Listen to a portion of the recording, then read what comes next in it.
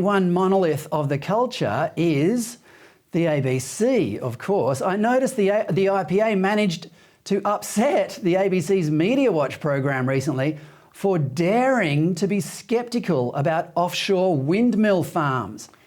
In an email to the IPA's Gideon Rosner, host Paul Barry implied the cables that supply electricity from these offshore operations work without any problems. Gideon was invited to, quote, reconsider his statements. Do you think Barry is aware of how censorious that sounds, Scott?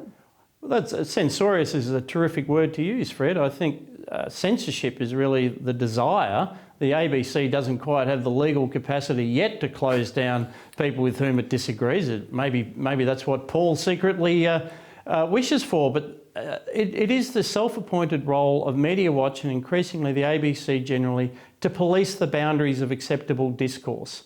It's not about actually correcting errors or anything like that. It is just identifying people who've stepped aside from the orthodoxy, and that's its latest wheeze. Paul Barry quoted the Star of the South project, which hasn't even completed environmental assessments.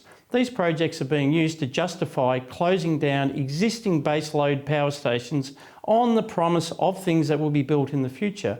And if you look at our website, ipa.org.au, you'll see Gideon's response.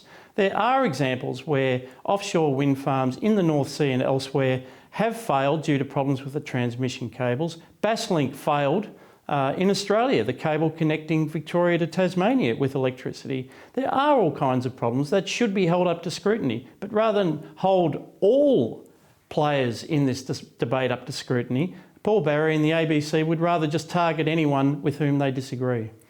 Yeah, it's a coincidence that their criticism only ever falls to one side. Also, I noticed Paul Barry didn't mention that almost all wind farms, offshore wind farms, are subsidised too. So they hardly pass the pub test in a lot of ways. Now, the same email also asked whether the IPA was funded by fossil fuel companies. The funding of the IPA is a private matter between private organisations and private donors, albeit within the conditions of tax deductibility. Scott, does Paul Barry know that his own organisation is also funded by the taxes of fossil fuel companies? Perhaps they should hand back that portion of their $1 billion a year, which comes from the profits of BHP and Rio and all those terrible companies who are exporting millions of tonnes of coal every year to China and other countries, which are then burning them in coal-fired power stations. Yeah. Well, without those mining companies, they wouldn't have the equipment to broadcast anyway. That's right.